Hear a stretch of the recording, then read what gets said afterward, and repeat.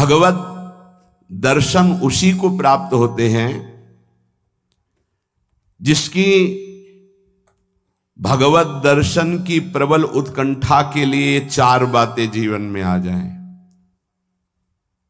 पहला, नित्य निरंतर नाम जप रसिकों के संग से। शर्त है रसिकों के संग, भजन न होई संग बिन। हे मनमानी नहीं होता, रसिकों के संग से भजन की वृत्ति। प्रमाणित भजन होना चाहिए, आचार्य परंपरा, गुरु परंपरा से। दूसरा, भगवद विग्रह को साक्षात भगवान का स्वरूप मानना। जैसे कुछ ऐसे भाव वाले लोग हैं कि अरे पत्थर पूजने से, धातु पूजने से क्या प्राप्त, क्या वहां भगवान है? कौन सा तुम्हें ज्ञान है भाई? कौन सा ज्ञान है? जब सर्वम खलमिदम ब्रह्म, तो ये तो अवतार है भगवान का, अर्चा अवतार। भगवान अवतरित होते हैं। जैसे हम छवि विराजमान किए, जब हम भाव सेवा करते तो भगवान छवि में आके विराजमान होते हैं। एक प्रसंग में एक ब्राह्मण बूढ़े के साथ एक जवान तीर्थ यात्रा में गया था। सारांश में बता रहे, ब्राह्मण तीर्थ यात्रा का इच्छुक हुआ, पर उसको लगा कि मेरे बेटे तो हैं पर धनी होने के कारण वो विलासिता में युक्त हैं, मेरे साथ तो चलेंगे नहीं। अगर कोई जवान आदमी मिल जाए, मुझे तीर्थ यात्रा करवाए, उसे कुछ भेंट पूजा दे देंगे। तो एक गरीब ब्राह्मण का जवान लड़का था, बात की तो उसने कहा हमारा भी सौभाग्य होगा कि तीर्थ यात्रा होगी और आप हमारे पिता तुल्य, आपकी सेवा होगी। समस्त तीर्थों में भ्रमण कराया। जब वृंदावन आए तो बहुत सेवा उसने की। उसका मन बहुत प्रसन्न हो गया। धनी का वृद्ध था तो गोपाल जी के दर्शन कर रहा था। उसने कहा वृंदावन को साक्षी करके, गोपाल जी महाराज सामने हैं, मैं बहुत प्रसन्न हुआ तुम्हारे ऊपर, तुमने इतनी सेवा की। एक बेटी ब्याह योग्य है, मैं तुम्हें ब्याह करवा दूंगा अपनी बेटी से। उनका देखो हमने तो नहीं कहा, तुमने कहा है ना, इस बात को ध्यान रखना, वहां जाके भूल मत जाना। ऐसा ही हुआ। सारांश में बताया। वो जब गांव पहुंचा तो वृद्ध की हिम्मत नहीं हुई अपने धनी बेटों से कह दे कि बहन का ब्याह उस गरीब के साथ कर दो। काफी दिन हो गए, कोई चर्चा नहीं, तो ब्याह की बात थी। उस गरीब ब्राह्मण ने जाके कहा बूढ़े ब्राह्मण से कि आपने कहा था भगवान के सामने कि अपनी बेटी का ब्याह तुम्हारे साथ कर देंगे। तो जवान बेटों के भय से उसने कहा मुझे याद नहीं ऐसा कुछ। भाई याद नहीं? तुमने भगवान के सामने कहा था, और कह रहे हो याद नहीं। तो बेटों ने कहा कि चलो भागो यहां से।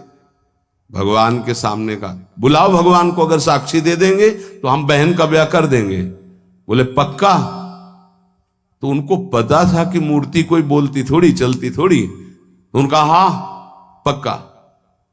बोले पंचों के बीच में बोल दो। पहले गांव में पंचायत होती थी पिंड छुटाने के लिए कि अतरे दिन ये परेशान करेगा। तो उन्होंने कहा पंचों के सामने यदि ठाकुर जी आके गवाही दे दे तो ब्याह करवा देंगे। ओ गरीब आदमी जो कुछ था बेचा, फिर वृंदावन आया। ठाकुर जी गोपाल जी से कहा कि महाराज आपके सामने हमारे ब्याह की बात कही थी इस वृद्ध ब्राह्मण ने, आपको गवाही देना पड़ेगा तब हमारा ब्याह होगा। हाँ कौन सुने। समय हुआ, ठाकुर जी का शयन भोग लगा, पट बंद हो गए, वो बैठे ही रहे बाहर। वाह गोपाल जी महाराज, आप जब बोलोगे तभी हमारा ब्याह होगा और हम तभी यहां से जाएंगे जब आपको साक्षी दे। सब चले गए थे वकील। उसको विश्वास था भगवान है। अंदर से आवाज आई मूर्ति कहीं चलती है क्या कि चलकर साक्षी दे? बोले महाराज मूर्ति बोलती थोड़ी है, आपने बोला ना तो आओ निकल के बाहर। अब उनके लिए कोई पर्दा है क्या? ललित त्रिभंगी वैसे। बोले देखो यार अब तुम्हारे प्रेम के कारण हम बाहर तो निकल आए, तुम उसको यहीं बुला दो, हम यहीं साक्षी। बोले महाराज वो नहीं आएगा, हमारा ब्याह रुक जाएगा, आपको चलना पड़ेगा। बोले चल तो देंगे, लेकिन देखो हम वृंदावन के ठाकुर हैं, हमको तो अच्छा अच्छा माखन मिश्री सब भगवान ने बहानेबाजी। बोले महाराज हमें पता था कि आप भोग राग के लिए कहोगे, तो हमारे पास जो संपत्ति थी बेच के आए, खूब खवाते पियाते चलेंगे महाराज। बोले चलो अच्छा। देखो दृढ़ विश्वास। बोले महाराज हम जानेंगे कैसे कि आप आ रहे हो?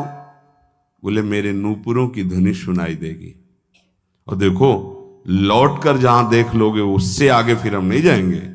ठीक है महाराज, जब भोग लगाने का समय आएगा तो हम बोल देंगे, तब तुम हमारा भोग लगाना, और जब हम चलेंगे तो लौट कर पीछे नहीं देखोगे। ठीक है महाराज। अपने प्रांत पहुंचे, उड़ीसा प्रांत।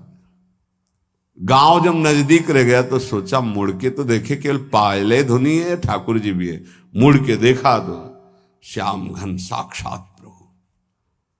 प्रभु ने कहा देखो तुमने वादा तोड़ दिया, अब हम यहां से नहीं जाएंगे। बोले महाराज अब तो कोई बात नहीं। गांव में दौड़ के गया, गोपाल जी आए, प्रभु आए साक्षी देने के लिए मेरे ब्याह के लिए।